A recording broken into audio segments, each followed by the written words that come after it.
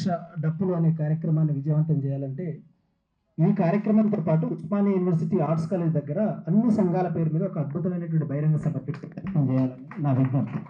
ఎందుకంటే ఒక మినీ ఉద్యమం అనేది ఈ రాష్ట్ర వ్యాప్తంగా జరగాలి. ఒక 30 సంవత్సరాలుగా ఈడుమల్లో ప్రారంభమైన ఉద్యమం అప్పుడు ఈ నేల మీద మా ప్రాణాలు పోసుకోలేదు. కానీ అప్పటి నుంచి ఇప్పటి వరకు పట్టువదలని విక్రమార్కుల్లా కష్టపడి అవమానాలు పడ్డా, దెబ్బలు పడ్డా, తీసివేతలైనా, ఎన్నో ఇబ్బందులైనా జాతి ఉద్యమ చైతన్యాన్ని 4 కోట్ల మందే కాదు, ఈ 10 కోట్ల మంది ప్రజలందరికీ కూడా విస్తృత వ్యాప్తం చేసి ఒక వర్గీకరణ సాధించడం అనేటువంటిది చాలా గొప్ప విషయం.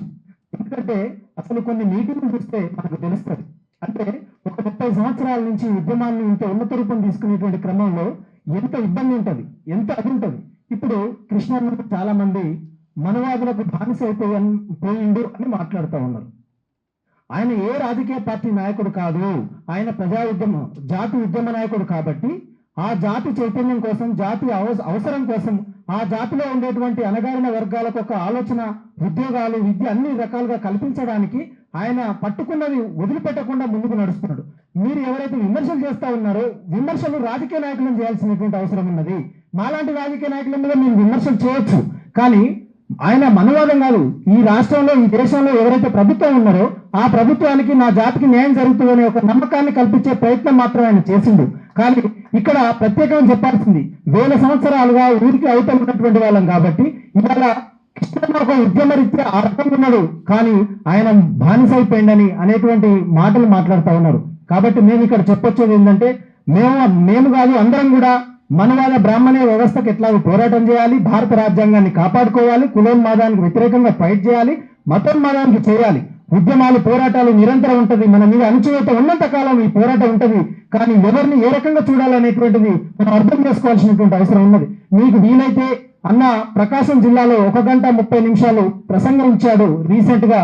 మీకు ఏమైనా అవకాశం ఉంటే చూసేటువంటి ప్రయత్నం చేయాలని కోరుకుంటూ, ఈ కార్యక్రమాన్ని ఇంతటితోనే కాదు, మా ఏఎస్ఎఫ్, మా పార్టీ కూడా ఈ యొక్క ఉద్యమానికి సహకరిస్తుంది. కాబట్టి ఈ సహకారంలో భాగంగా మా భుజ స్కంధాల మీద మా బాధ్యత ఇది. మీరు ఏ పని చెప్పినా, ఎక్కడ మాకు వర్క్ అప్ప చెప్పినా మేము చేసేటువంటి ప్రయత్నం చేస్తాము. ఇది మనది, మనందరిది. ఎందుకంటే ఉషా మెహరా కమిషన్ కావచ్చు, రామచంద్ర కమిషన్ కావచ్చు, అన్ని రాజకీయ పార్టీ నాయకులు కావచ్చు, ఇది విస్తృత వ్యాప్తంగా భారతదేశంలో ఉండేటువంటి కోట్లాది మంది ప్రజలకు ఒక ఆత్మగౌరవ సమస్యగా మనం తీసుకోవాల్సినటువంటి అవసరం ఉంది. కాబట్టి ఇవాళ కృష్ణన్న ఒక్కడుగా లేడు, లక్షలుగా, కోట్లుగా ఈ సమస్య న్యాయమైంది.